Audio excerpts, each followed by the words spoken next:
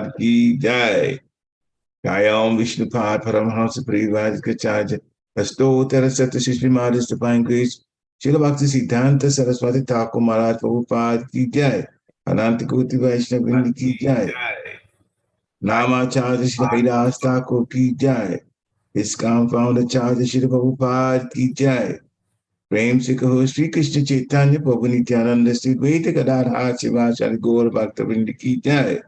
Shri Shri Radha Krishna Gopa Gopinath Sham Kund Radha Kund Giri Govardhan ki jai. Vrindavan Dham ki jai. Mathura Dham ki jai. Navadvip Dham ki jai.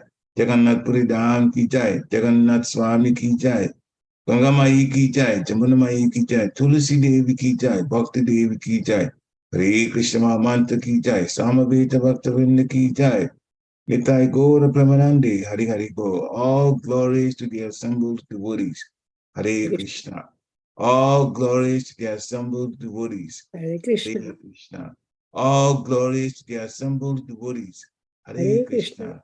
All glories to the lotus feet of Shri Shri Guru and Gaura Prabhupada.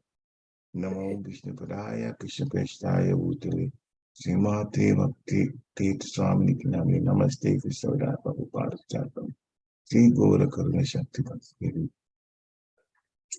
Narayana Namaskritya Naram Chaivam Narottamam Devim Saraswati Vyasam Tato Jayam Udirayat Nashta Praiswa Bhadresu Nityam Bhagavati Sevaya Bhavad Uttama Shloke Bhakti Bhavati Naistiki Om Namo Bhagavate Vasudevaya Om Namo Bhagavate Vasudevaya Om Namo Bhagavate Vasudevaya Om Namo Bhagavate Vasudevaya. Jai. Hare Krishna. Born dear devotees, please accept my humble obeisances. All glories to Srila Prabhupada. So this morning's Srimad Bhagavatam class is from chapter 1, text 19. I'll start again. Canto 1, chapter 19, text 4. I'm sorry about that. Canto 1, get my everything in. That's what I thought so. Yeah. Maharaj Krikshit, cursed by, yeah, and in text 4. Okay. So I'll do the Sanskrit 3 times, and anyone who feels inclined to do so, to chant, may do so. All right. Sachintayan istam atashinodyata mune sutokto nirritesh taksha kakakya sasadu mena nachirena takshaka nalam prasaktasya virakti karanam Chachintayan ittam atashinoryata mune sutokto niritesh takshakakya sasadu mene nachirena takshaka nalam prasataksya virakti karanam sachintayam ittam atashinoryata Mune sutokto niritas takshakakya sasadu mene nachirena takshaka nalam prasaktasya virakti karanam. Hare Krishna. Anyone else? Sachintayan Tam atasrinodyata mune sutokto niritis taktaksha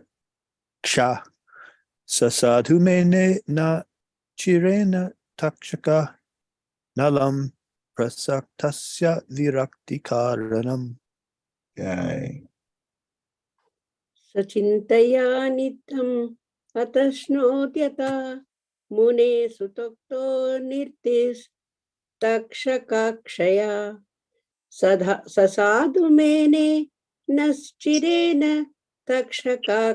तक्षकानलम् प्रसक्त्यास्य विरक्तिकारणम्. Hare Krishna. Sachintayan itham atha shranodhyatha mune sutokto niratistakshakakyaya sasadu mene nachirena takshaka nala prasaktasya virakti karanam. Sachintayan itam atashranot yatha mune sutakto niritistakshakakya sasadhu mene nachirena takshaka nalam prasaktasya virakti karanam. Anyone else? Hare Krishna. Hare Krishna. Sayanni tamatan shuno doyata mune sutokto druti niruti muno sutokto niruti statsha kaksha sadhu nvene chachirena takshaka nalam prasaktasya virakti karanam. Right. Anyone else? Okay. So we do word for word now. Sa, he, the king. Chintayan, thinking. It's down like this. Ata, now. Ashrinot, heard. Yata, as. Mune, of the sage. Sutta Ukta, uttered by the sun. Niriti, death. Takshaka Akya, in relation with the snake bird. Sa, he, the king. Sadhu, well and good. Mene, accepted. Na, not. Chire, na, very long time. Takshaka, snake bird. Analam, fire. Prasaktasya, for one who is too attached. Virakti, indifference. Karanam, cause. Translation by His Evangelist A.C. Bhaktivedanta Swami Srila Prabhupada. Prabhupada ki jai. While the king was thus repenting, he received news of his imminent death, which would be due to the bite of a snake bird, occasioned by the curse spoken by the sage's son. The king accepted this as good news, for it would be the cause of his indifference towards worldly things. Purport by Srila Prabhupada. Real happiness is achieved by spiritual existence or by cessation of the repetition of birth and death. One can stop the repetition of birth and death only by going back to Godhead. In the material world, even by attaining the topmost planet Brahmaloka, one cannot get rid of the conditions of repeated birth and death, but still we do not accept the path of attaining perfection. The path of perfection frees one from all material attachments, and thus one becomes fit to enter into the spiritual kingdom. Therefore, those who are materially poverty-stricken are better candidates than those who are materially prosperous. Maharaj Pariksit was a great devotee of the Lord and a bona fide candidate for entering into the kingdom of God.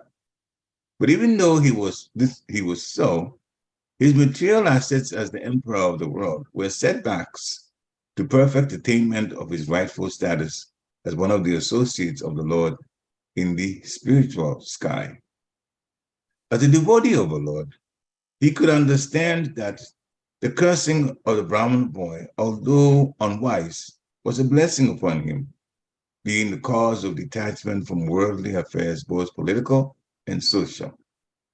Shakyamuni also, after regretting the incident, conveyed the news to the king as a matter of duty, so that the king would be able to prepare himself to go back to Godhead. Shakyamuni sent news to the king that foolish Shringi, his son, although a powerful Brahmana boy, unfortunately had misused his spiritual power by cursing the king unwarrantedly. The incident of the king's garlanding of the Muni was not sufficient cause for being cursed to death. But since there was no way to retract the curse, the king was informed to prepare for death within a week. Both Shakyamuni and the king were self-realized souls. Shakyamuni was a mystic and Maharaj Pariksit was a devotee. Therefore, there was no difference between them in self-realization. Neither of them was afraid of meeting death.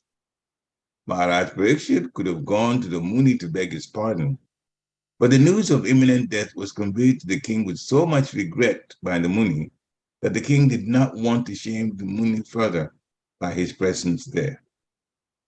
He decided to prepare himself for his imminent death and find out the way to go back to Godhead. The life of a human being is a chance to prepare oneself to go back to Godhead or to get rid of the material existence, repetition of birth and death. Thus, in the system of Varnashram Dham, every man and woman is trained for this purpose. In other words, the system of Varnashram Dham is also known as Sanatan Dharma, or the eternal occupation. The system of Varnashram Dham prepares a man for going back to Godhead, and thus a householder is ordered to go to the forest as Vanaprastha to acquire complete knowledge and then to take sannyas prior to his inevitable death. Pariksit Maharaj was fortunate to get a 7-day notice to meet his inevitable death. But for the common man, there is no definite notice, although death is inevitable for all. So we should, foolish men forget the sure fact of death and neglect the duty of preparing themselves for going back to Godhead.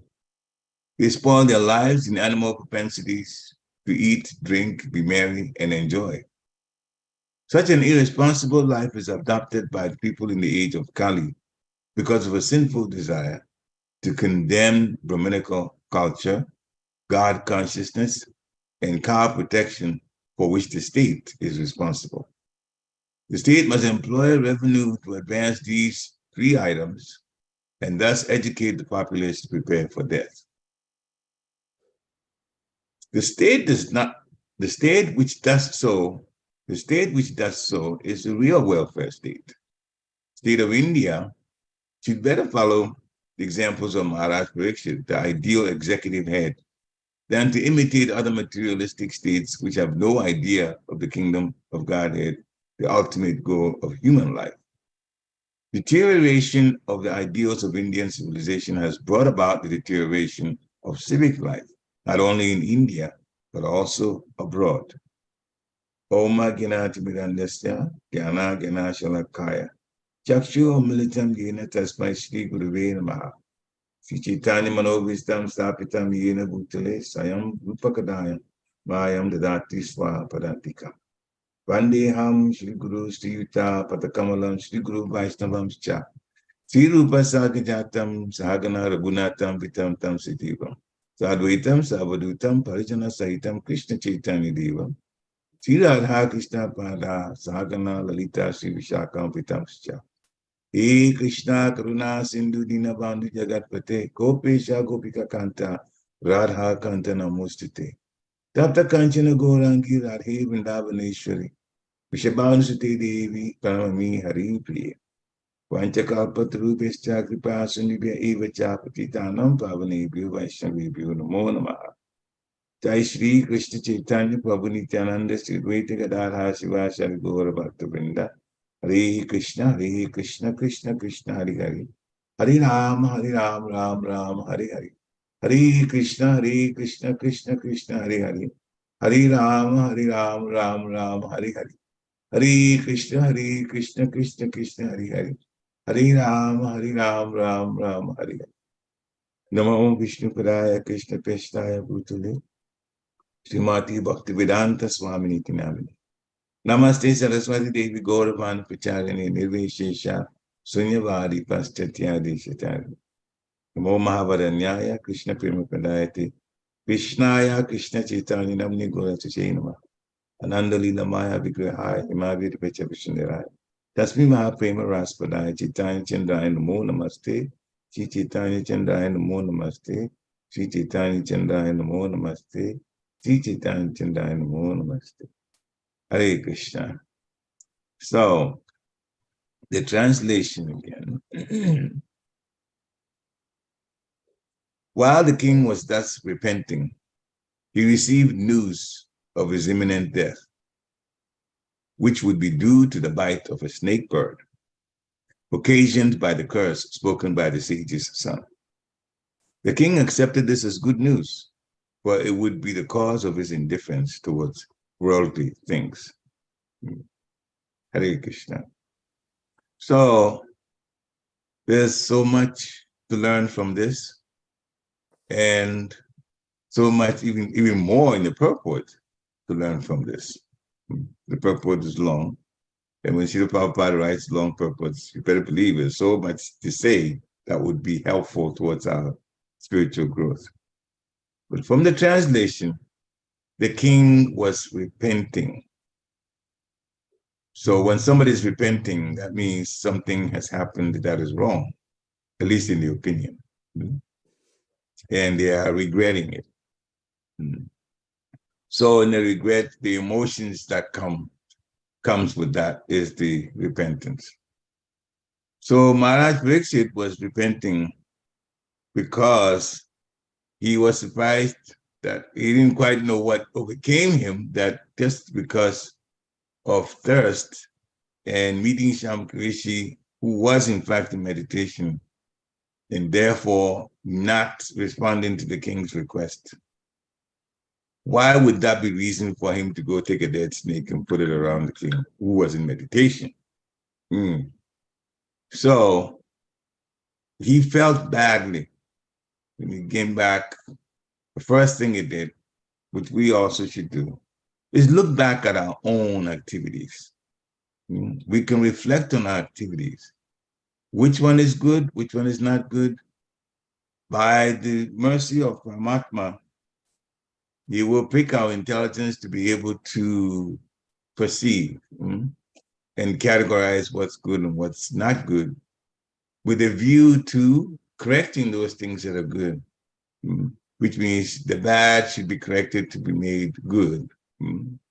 That means stopping some things, it means doing some things differently, or even the good things that we contemplate. All right, so we did this good thing. How can I improve on the good thing also? There's always room for growth. So we make the bad things good and the good things better. In that way we grow. But the king had put himself in a situation where there's no going back. These are already put a dead snake around a sage, a muni that is in meditation. But his thought was, which are the two previous texts, if there is some simple reaction, let it come quicker, sooner than later. Let it come this lifetime. That was one of the things too. And then being a king, he was also concerned that a simple reaction might affect his kingdom. This is true because let's take a very simple example. When someone that is a teacher is teaching a set of students and he writes on a board certain notes and the students are copying it, they don't know the material. The teacher knows the material and he writes on the board. But he writes something that's wrong. and he's teaching. And so the students think that that's what the teacher has written, and I'm supposed to take notes. So what do they do? They all take the notes based on what the teacher has written. Now, suppose there are 50 students. The teacher has made a mistake on the board. The students have written. So there are basically 50 mistakes that have been made, apart from the teacher's own mistake. So the one mistake that is done has affected everybody. If the teacher doesn't realize that and make the correction, it's too late. And everybody's copied that mistake. And they're going to think, unless they've taught differently, that what the teacher said is what is true. So they'll live the rest of their lives like that. Therefore, when a leader makes a mistake, this is how far it goes. It affects the entire kingdom. In the case of Maharaj Pariksit, he was thinking that way, that yes, I made a mistake, but look, my whole empire would actually suffer. Sometimes it's not obvious. But the mistake of a teacher, when everybody's copying that, then in this case, he can say, okay, well, we heard Maharaj Pariksit has put a dead snake around Rishi because he was annoyed. There are people who come up with the excuse that they should smoke ganja because, well, Lord Shiva drank ocean of poison and he's our leader. So it can be quite, there can be consequences that are far-reaching. Anyway, the king, the other point he was saying is that I've done something wrong, and I hope that the sinful reaction comes sooner than later, it comes in this lifetime. So when he was repenting, he received the news of his death, which would be due to a snake bite, and the curse was spoken by the sage's son, as it said in the purport later. Down. That the Shamak Muni sent word about what had happened, the mistake made now by his son, who had abused his position, and that Maharaj Pariksit should actually prepare for death within a week. Now, in this translation, the king accepted this as good news. So he was thinking that the reaction from it should come soon, and then he got the good news. He got the news that he would be leaving. What was his reaction? The king accepted it as good news because it would be the way by which he would take himself away physically and mentally from worldly things. So we have some things in our possessions, material things. And we also know that death is coming. Maharaj Pariksit was fortunate to have 7 days to prepare. We don't know when ours would come. But these things are there, material things. So what should we do? Well, we should use it for the service of the Lord. And we should also understand that the Lord owns everything and not we, not us. We don't own it. We don't own anything, actually. Everything that's with us is like it's been leased to us or it's been given to us for a period of time. And no matter which way we look at it, the fact of the matter is that it's been given to us for only a period of time. Why? Because death will come and separate us from those things. Even if you make a will, well, that's even a more, greater admission of the fact that those things are going to be separated from us. Why else would we want to give it away in the word for someone else if we own it? So we only are hanging on to it for a short while, what we call a lifetime. So in the purport, Srila Prabhupada is saying that real happiness is achieved by spiritual existence or by seizing this birth and death cycle, stopping it.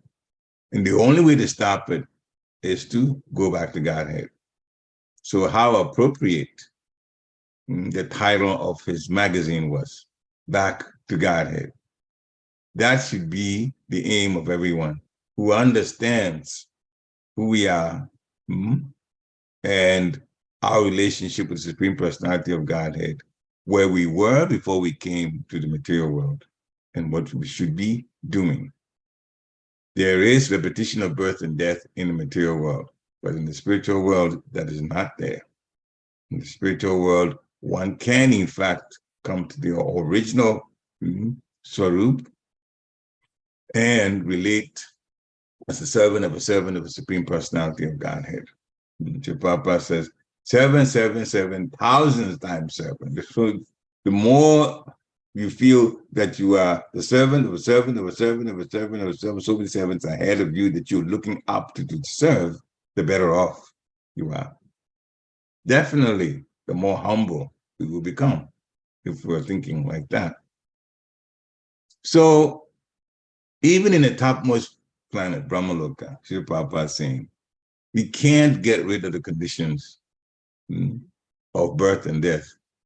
And then he said, but still, we don't want to accept this path of attaining perfection. Well, there are 4 defects in the human. And one of them is our illusion, thinking that we are going to be happy with the material things. And most people in the technology business, research, they always look at, this is happening, that's happening, this is inconvenient, let's find a way to solve it. And they try to come up with a solution. And so a person that thinks that technology will solve problems would not really take Krishna consciousness seriously. They'll think that, oh, yeah, there are problems here, but there are solutions also. As Srila Prabhupada has always said, what is the solution towards death? Can they have a material solution to get rid of death? Can they have a material solution to get rid of old age? Can they have a material solution to get rid of disease? Some people say, oh, well, if you take some tablets, you can get better.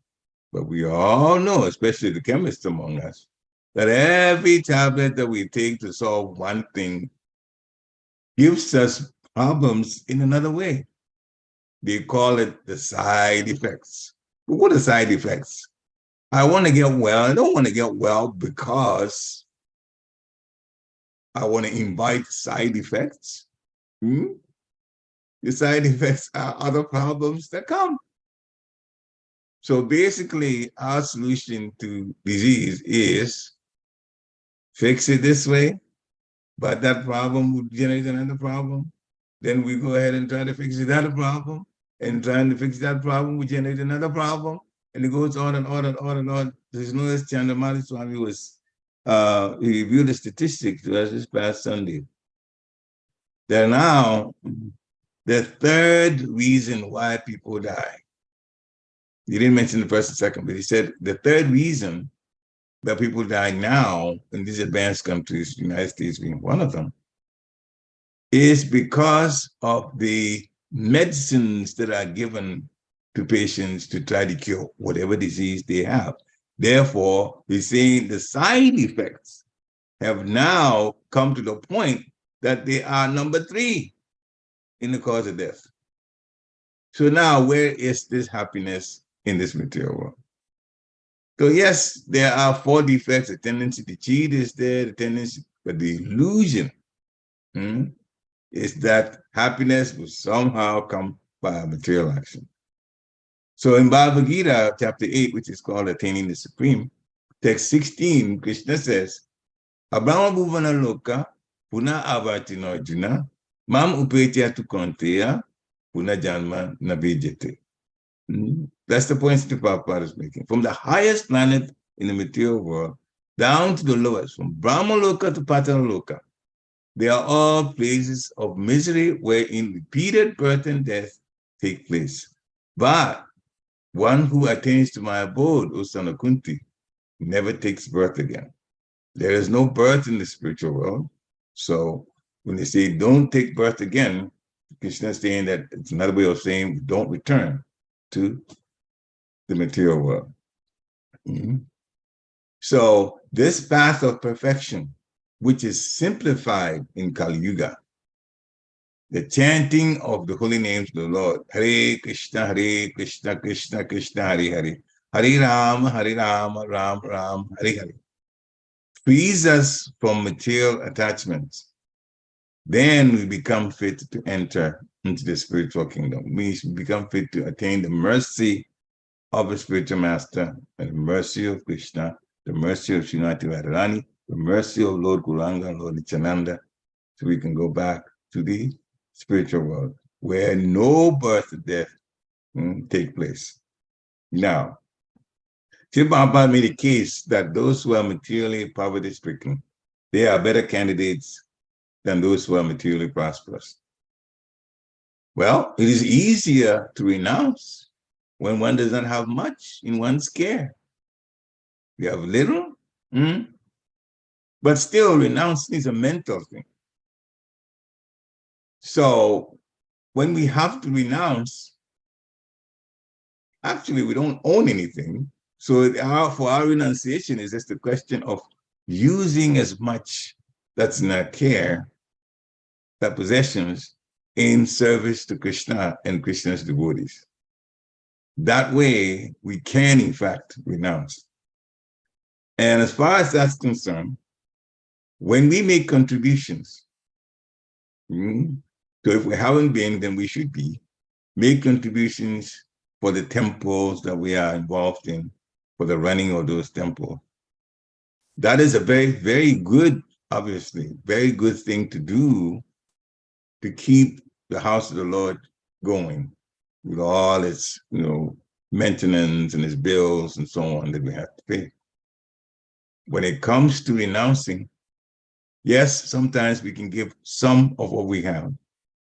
But if we go the next step and give a little more than what we really were preparing to do, that helps us to begin to become detached from the things that we have.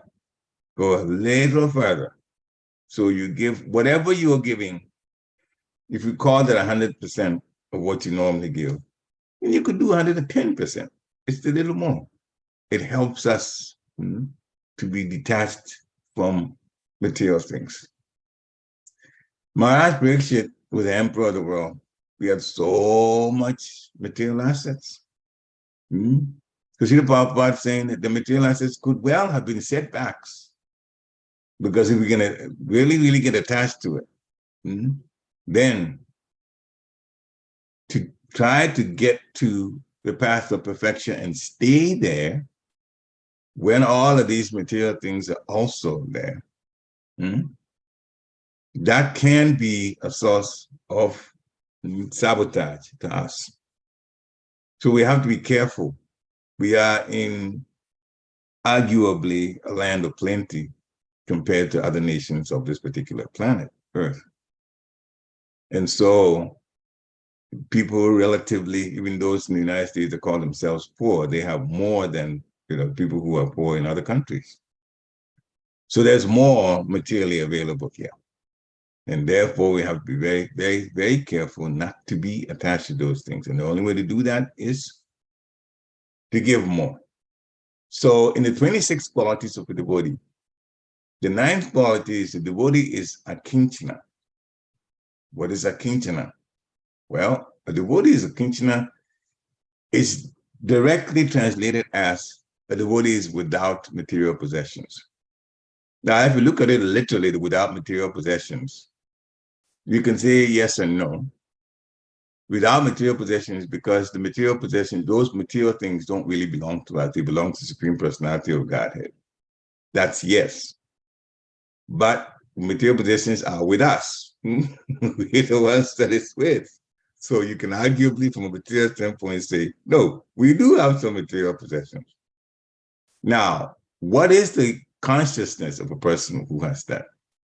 So it is explained that when one is not attached to anything, but at the same time accepts everything in relation to Krishna, then that is the right mental situation. And then a person is above material possessiveness. So when one is not attached to anything, but at the same time accepts everything in relation to Krishna, though, we're thinking about Krishna.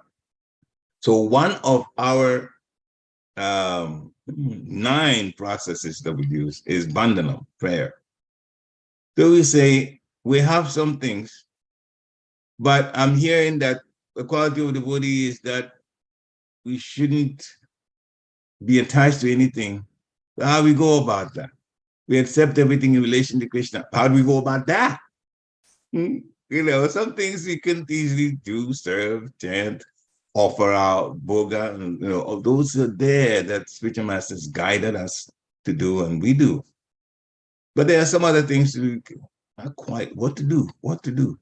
Well, vandhanam is there. If you do not know the solution to something, pray to the Lord, pray to Lord Gauranga to give you the intelligence. So this is for my own purification too. We should pray to get the intelligence to use more and more of our material possessions in serving the Supreme Personality of Godhead and his devotees. You don't have the answers to everything, but we want to be a good devotee. And good devotees are Krishna.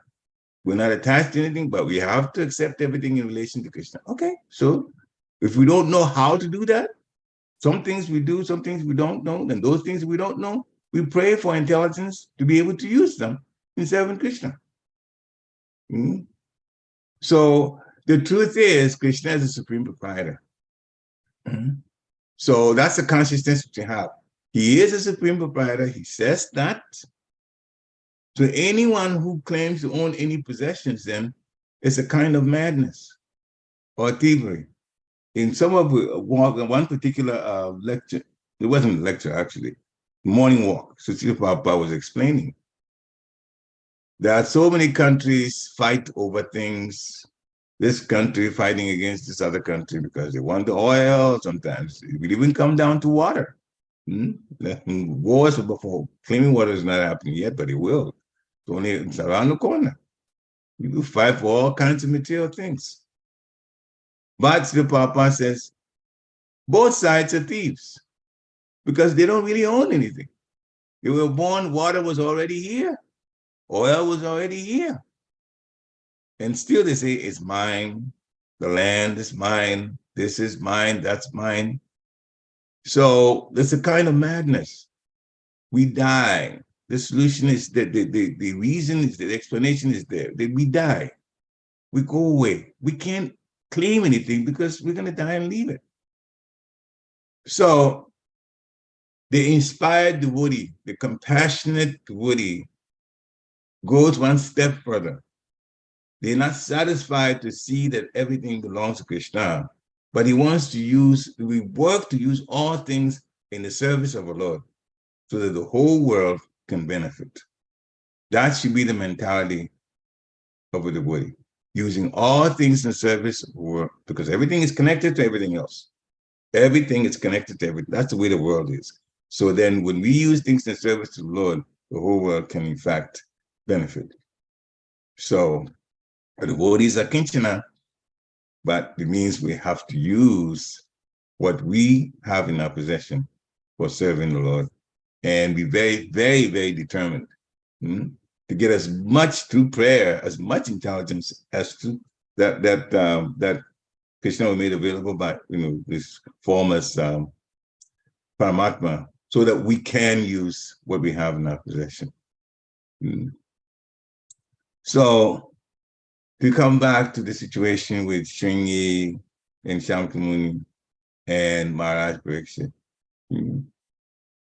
the way in which they handled the matter, because we put Shringi aside, he was wrong. He had cursed the Brahman. This was not, he cursed, as a Brahman boy, he had cursed the great emperor for something that is not worth cursing from to die. But the relation, how was handled, not relation, but how this was handled. Shamakamuni found out what his son had done, and he made sure that the news was conveyed to the king as a matter of duty, so that the king will be able to prepare himself to go back to Godhead. Now, further, Srila Prabhupada says, both Shakyamuni and Maharaj Pariksit were self-realized souls. They knew what this world was about. They knew that they were not the physical body. They were self-realized souls, and therefore the news had to be delivered to Maharaj Pariksit. Shakyamuni did his duty. Sri Prabhupada says, neither one of them was afraid of meeting death. Now, that should be the mentality of the devotee also. People are normally afraid of death. Now, it is a touchy subject, true enough. Some people don't even want to think about the fact that death will come. But devotees have always got to think of death in terms of Krishna coming to take us home. That is the process by which birth in the material world is stopped. That's the process by which taking another material body is stopped. Therefore, we shouldn't be afraid of death, but we should prepare so that mentally we take out anything that could distract us at the time of death. And one of the things, again, coming to this Vandanam process, praying, we should pray that when that time comes, that we think about the Supreme Personality of Godhead. When the time comes, we think about Krishna. You see, it said in the Bhagavad Gita, without a doubt, anyone that's thinking of me at the time of death will in fact come to me. Anyone who is thinking about something else will take a body that would satisfy the requirements of that thing that they were thinking. Now, we know that the material world is difficult because they explain to us, no matter how even wealthy we are materially, there's still a situation of being disturbed by others, being envied by others, being preyed on, our physical bodies being preyed on by others, just wanting to live, or sometimes just people more the ignorance trying to harm us. And the weather gives us trouble. If we don't remember that, it's very simple. We are either wearing coats and having our heaters on, or we're wearing light material and having our air conditioners on. Well, if nature was so kind to us, how come we have to have air conditioners and we have to have heaters to live? Isn't that the fact that we're just trying to counteract the weather, how bad the weather is? And if you look at it that way, how many times do we have good weather? There are parts of the world that's complaining it's too hot. There are parts of the world that's complaining it's too cold. So how is it set up to make us comfortable? Unless we're blind, it is not set up to make us comfortable. And that is the advantage of a devotee. The devotee's consciousness is they know that this is a place of suffering. Therefore, they have to get out and try to help as many people to go back, at least to start on their path back to Godhead, where the real happiness is constant happiness. And it's not just happiness, it's bliss, the highest happiness that we can have. So Maharaj Pariksit and Shakyamuni handled it quite well. Maharaj Pariksit did not want to go back to Shakyamuni to beg his pardon because the news was conveyed to the king, Sri Prabhupada explains, with so much regret by the Muni. So it got to the point where the king did not want to go back and, okay, well, the Muni has already said, I'm so sorry. And then, so Maharaj Pariksit just left it as it was. But he took advantage of the fact that now he could, in fact, take himself away from the thoughts of material things and prepare to go back to Godhead. So Sri Prabhupada says, in the human body, that's a chance to go back to Godhead or get rid of material existence. In the human body, though, well, there are so many other beings that are not in human bodies. How about them? If a devotee is compassionate, he'll also try to help non-human living entities to also start their path back to Godhead. It is not so difficult. The other day I was hearing, I had this realization a while back, and it was confirmed by His Holiness Jayapataka Swami. So I was very happy to hear that. So I'll share that. He was talking about that there was a question that was put to Haridas Thakur. Should a devotee, Haridas Thakur was an Acharya, so the question is about chanting put to him. Should a devotee, or should a person that's chanting the Hare Krishna Maha Mantra chant out loudly or chant softly? In fact, the person that put it, the question, put it in such a way that, well, it's such a meditative mantra that one can be just chanting silently. And the response was from Haridas Thakur is that chanting loudly, there's 100 times more benefit than chanting softly, chanting silently, because when one chants loudly, then the living entities, the plants, the bugs, anyone in the vicinity can in fact hear the holy name. And by hearing the holy name, they can benefit from it. Because the holy name is spiritual, it's Krishna, and it's powerful. And so by hearing the holy name, their tendency to get away from material things, at least initially, it will be awakened in their hearts. The holy name does that. The soul is who benefits from the chanting. All living entities have soul in these bodies and also the super soul. So when one chants, the Hare Krishna Maha Mantra is for the soul's awakening. And the soul is in all living entities. So it doesn't matter that we don't even know the biology or whether they can hear or whatever, and they can, of course, in their own way. But when we chant, it goes to the soul. So those that hear, the non-human bodied type living entities that hear, they also benefit. They will also be liberated. They will also start the process back to Godhead. The details of it, that's left up to Krishna and Krishna's agents. We also can give them Mahaprasad. How? Well, when we offer our bhogas to the Lord, do our prayers, let the Lord eat, close the offering, now we have Mahaprasad. We have water, along with other things too, that we have eatables that we've given to Krishna. That's now Mahaprasad.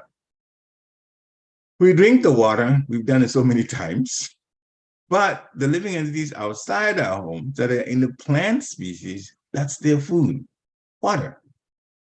So if we take some of it, deliberately go out and pour some of it in the grass, on the plants in our homes, the plants outside our home. That Mahaprasad, and I've checked this, two sannyasis, I asked them, when they get the Mahaprasad, they will in fact take birth, the very next birth in a human body.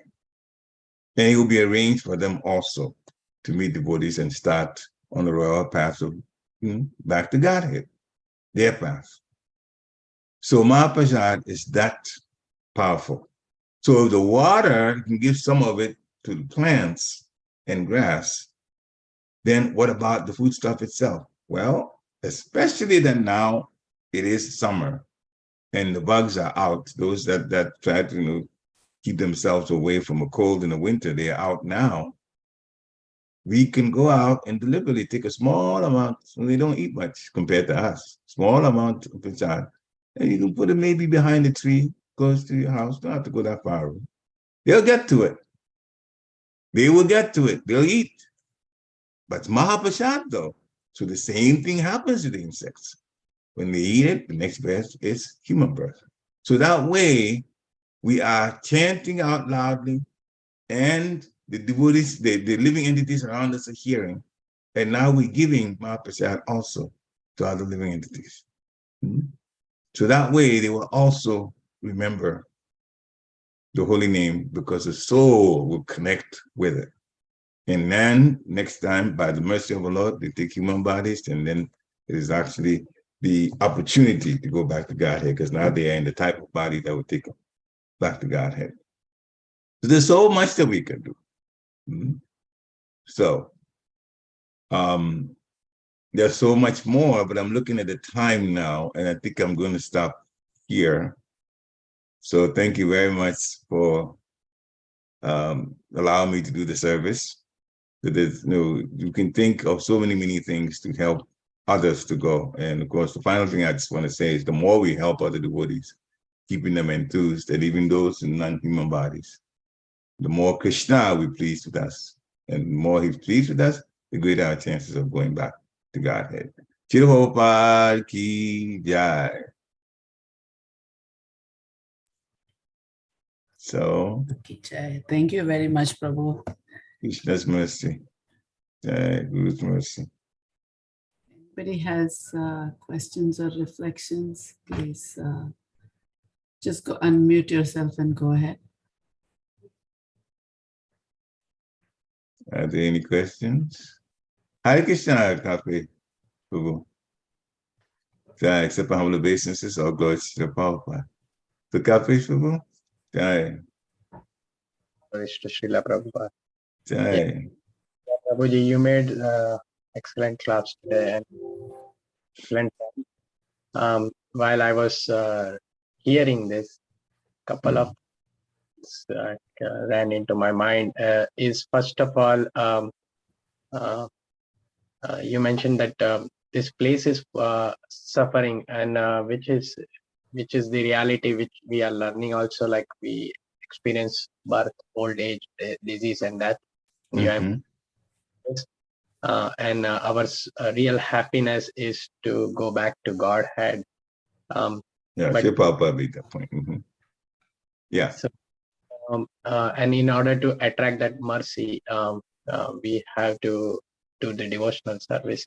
But in the society in which we live and the people we engage, there is no education on this. And also, if we are going to even promote this idea to others, that this place is a place of suffering, and they will not really appreciate the fact, knowing that if they are not at that level, if they don't see the happiness in the devotional service life itself, they will not even will take it, because it's very hard to accept that our existence in which we are, it's full of misery and suffering, which is the reality. But not everybody would understand at the beginning, unless they really go deep into their heart and see why they are trapped into this world, and try to meditate on it.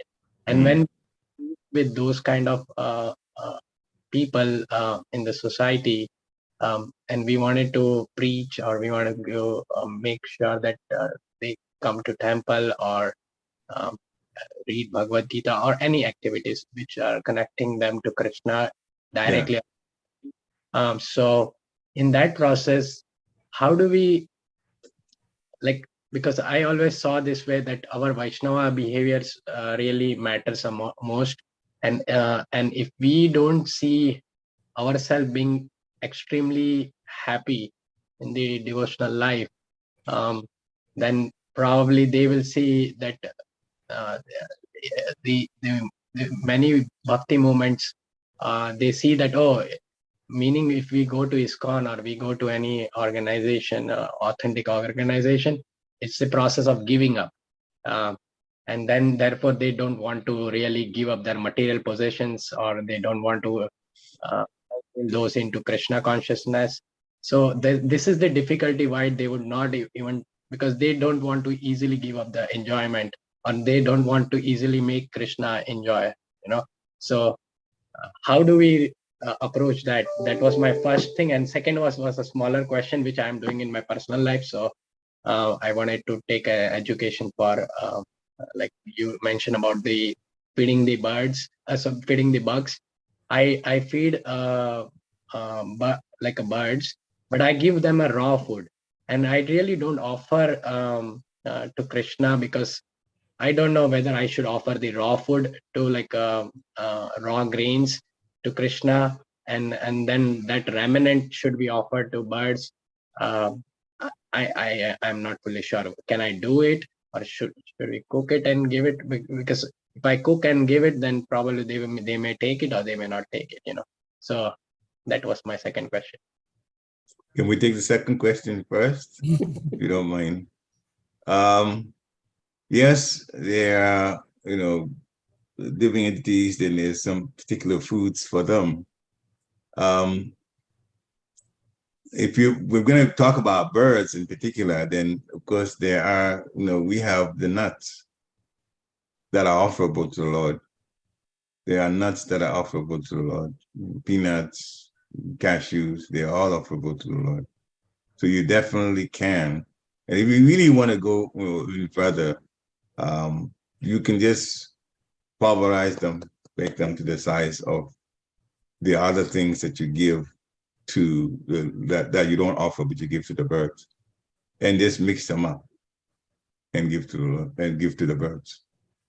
So then you have Mahapashada mix in it. Now, as far as those things that are not offerable, but the different entities that are not in human bodies, including the birds, they eat. Even that, you can just simply say Sri Vishnu, Sri Vishnu, Sri Vishnu on them and give that out. It's not full, offering like you would do with things that we are supposed to give to Krishna according to Krishna's directions. But at least you're thinking about Lord Vishnu when you're giving it to them. Mm-hmm. So there's some benefit there. Now, the other one you're talking about, people who are not so interested. Now we're talking about human beings coming to Krishna consciousness. In Srimad Bhagavatam, one of the things, there's some things that we can do, and there's some things that are beyond our control. So the one that's beyond our control is explained in Srimad Bhagavatam, Canto 3. I think it's chapter 321-21. 321-21. Veda base here. I just want to be sure that is in fact the correct, because I know exactly what it talks about there. 321-21. Yes, it is 321-21. And in the purport, Srila Prabhupada says, second paragraph, unless one is disgusted with the enjoyment in the material world, he cannot aspire for liberation. So on that point, unless one is disgusted with the enjoyment of the material world, good. Okay, so it's been pulled up. He cannot aspire for liberation. Liberation is for one who is disgusted with material enjoyment. So that part is beyond our control. Definitely that part is beyond control. And you yourself said it in your questions, they're not disgusted yet. They're trying to make it in the material world. And Krishna, he's given us the free will. We have to love from our own heart and develop Krishna prema. But they want material prema, loving material. There's nothing you can do about that. But the other part of it is, just as we talked about giving prasadam to the entities in non-human bodies, we certainly can do giving prasad to these ones that are not ready to give up. But because the prasad is Krishna, so the prasad can do his work. When they eat that, what's been offered. That's why Ratiyatra is so important. We sit out and we just serve a free vegetarian feast. Devotees line up, but non-devotees line up also. And they come take that. So they get the benefit from that. So the point we're making is that in any way in which getting Krishna consciousness across is available, in any way, we should actually take advantage of that and make it part of our service. That's why book distribution is so important. If they take a book, then the chances are very high that they have the opportunity to hear about Krishna in the book. The Prabhupada says, Bhaktisiddhanta Saraswati Thakur Maharaj said that this is Brihad Mudanga, the Mudanga that goes to the greatest Mudanga that goes beaten and heard by the whole world is through book distribution. But even so, some people, when we've done this, some people say, I don't want any book. Mm-hmm. But they would take a snack though. They think it's nice. They would take a snack. So then you offer like that. So we also have to come up with so many ways in which we can, in fact, help these. That's the devotee's mercy, showing mercy to those who may not be interested. The Prashadam does its work. The book can be convincing. It was like reading books, you just bring them to that. If they're interested in yoga, we have a book on yoga, the perfection of yoga. He gave a book like that, connected to whatever when you talk to them that they're interested in. So little by little, then they'll hear the name of Krishna. And the easier thing is that when you do book distribution and you have a nice banner in the front where we're sitting, and it says Hare Krishna. Now, that's like the people doing the same, it has the same effect as those who pay money to have billboards put on the side of the highway so people can read what's on there. Just for a second to read whatever is on there, it's gone into the subconscious. Subconscious picks it up. So when this simple writing of Hare Krishna, sometimes the whole mantra, or at least just Hare Krishna alone, big, so that people from a distance, they don't care too much about it. But then the subconscious will pick up on it. The next time they hear Hare Krishna, oh yeah, I heard it before. Oh, it's playing on their minds then. So little by little, like that, we can get people interested in Krishna consciousness. Even if they say, oh, we're just materialists and there's so much, and we know that they're connected with materialists, but we can play on their minds like that through Prashadam, through book distribution if they'll take it, and through advertising just like the billboards do. We just put our house on Hare Krishna, large letters of Hare Krishna, so that it goes into their consciousness. Hare Krishna. Jai. Lord Srila Prabhupada.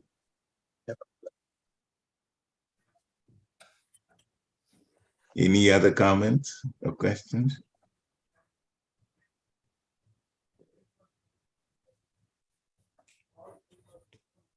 Very nice class, Prabhu. Lot of things to learn. Krishna's mercy, Guru's mercy. Mercy. And then, yes, like you said, in a lot of people, they may not still ready to go, ready to think what we should do, how we should think these material things and then spiritual things. It takes time, Prabhu. The more and more we listen to like these classes, the more and more we will get into that. I think that.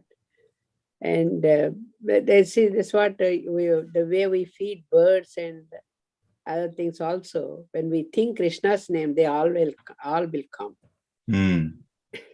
I practically experienced recently. I was in Houston at my friend's house. When I was feeding the birds, as soon as I don't open the door, I sit there. They know that I am coming there and they know that they will be, and somebody is liking. And not all the houses, they have that bird feed or anything. Yeah. But they may not talk, but they know everything, all that. So that is Krishna's mercy. So we always think, but it has to come by practical and listening, and we cannot feed persons just like that. You go and you give this and you need to cook and offer to, or spiritual things we cannot inject. It has to come by their own. Yeah, using our intelligence and praying for guidance in use our intelligence, we can actually give the holy name or give Krishna consciousness to more entities than we think. We talked now about the non-human ones. Yeah. And still, there's ways to do it. And I'm glad that conversation was brought up to. And now you also talked about feeding the birds and so on. So you can always mix with their regular food, prasada. And then you take the whole thing together. Hare Krishna. Hare Krishna. Thank you very much, Prabhu. Nice class. Krishna's mercy, Guru's mercy. Jai. Any other points? I don't I see guess- any more hands up. Thank you very much, Prabhu. Hare Krishna. Vanchaka Paturubhascha, Vipasinibe Evacha, Patitanam Pavanebhyo, Vaishnavebhyo Namo Namaha. Srila Prabhupada ki jai. Jai. Vaishnava Thakur ki jai. Hare Krishna. Next.